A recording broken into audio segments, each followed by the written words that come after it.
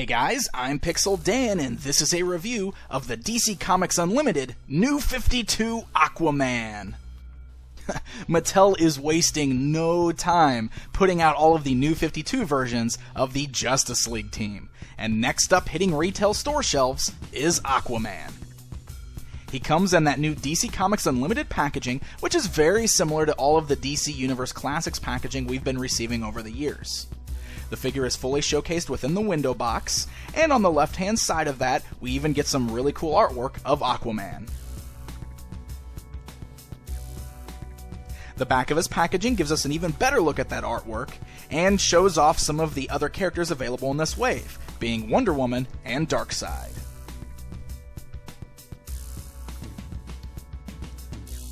Alright, so taking a look at this figure outside of the packaging at first glance, he doesn't look a whole lot different than the regular Aquaman figure that we've already received, but there are some subtle differences. At first I thought maybe they just reused a lot of the parts, but there does seem to be a lot of new going on with this figure. First of all, it is a brand new head sculpt. It's completely different than the other Aquaman that we've received, and it is really nicely done with a really good paint job. Then, of course, the shirt that he's wearing, while it is similar, still with all of the beautiful sculpted scales on there, the difference is that it is higher up on his neck than the original costume. Because for whatever reason, everybody in the New 52 universe likes turtlenecks. The green gloves that he's wearing are shaped a little different, specifically where they fin off. And he is wearing a new belt.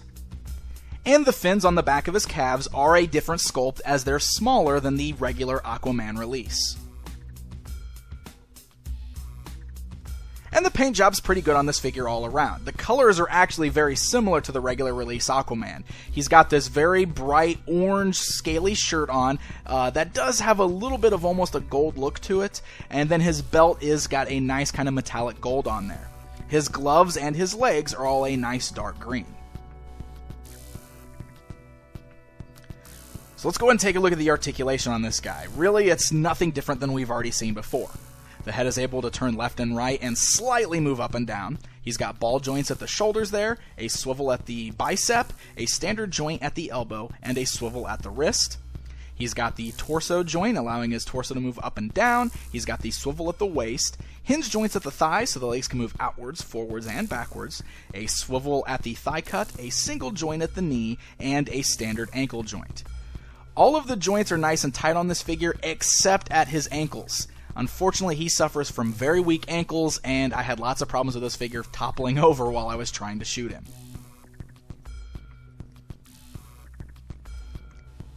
Now for accessories, Aquaman does include his trident. As you can see, it is just a solid kind of a light gold plastic. There's no metallic shine to it, and there are no extra painted details. Unfortunately, I feel that this is the weakest point of this figure. The reason for that is because the trident that came with the regular Aquaman was so much cooler. It was bigger, it had a really nice paint job on it, and a lot more added detail. This one just feels very simple and plain and, well, rather boring. Now, Aquaman is sculpted with two open hands, so he can hold the trident in either one of his hands, and you can even get some really nice two-handed poses out of him.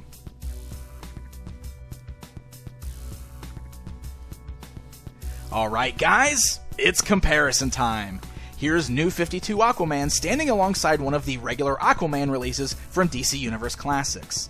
This way it'll give you a good look at the differences between his costume, his head sculpt, and even that trident.